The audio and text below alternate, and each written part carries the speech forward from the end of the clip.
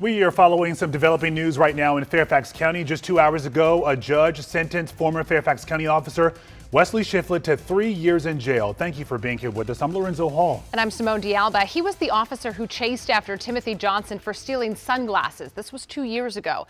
During that chase, Shifflett shot and killed Johnson, who was never armed. Yeah, Matthew Torres was in the packed courtroom today. He's joining us now from the Fairfax County Courthouse. That's right, Matthew. The defense only wanted probation for their client, but the judge came down with a much more severe sentence. Tell us about it.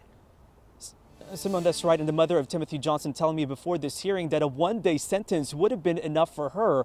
But Judge Randy Bellows sentenced Wesley Shifflett to 3 years in jail plus 5 years supervised probation. And for the first time today, this ex-police officer is now on the other side of the jail cell, but his defense team is planning to appeal. Back in October, a jury found Shifflett guilty of reckless discharge of a firearm, but acquitted him on the most serious charge of involuntary manslaughter. His defense tried to argue that his actions that night were intentional based on training to keep the community safe. Shifflett testified how he feared for his life because he thought Timothy Johnson was going to pull out a gun as he was chasing him for stealing sunglasses. But Johnson was never armed. Defense attorney Caleb Kirshner says this will have a chilling effect on law enforcement. So basically the message is, if an officer follows his training and uses his firearm according to how he is trained, you still risk going to jail for years of your life. That is the message that's been sent.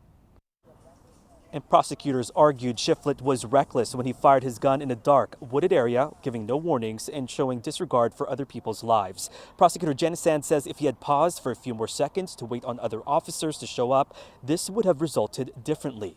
Johnson's family has always questioned the use of force.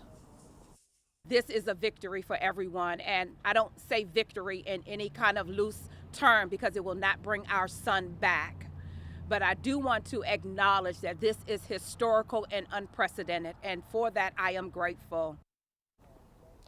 Shifflett today also expressed his condolences to the Johnson family through a statement and acknowledged the pain that they are still going through. Melissa Johnson saying that she forgives Shifflett and says she appreciates hearing from him for the first time today. Guys. We were anticipating a sentence somewhere between 1 to 5 years, Matthew, but to your point, now this officer's been sentenced to 3 years in prison. Appreciate your reporting on this for us tonight. Thank you.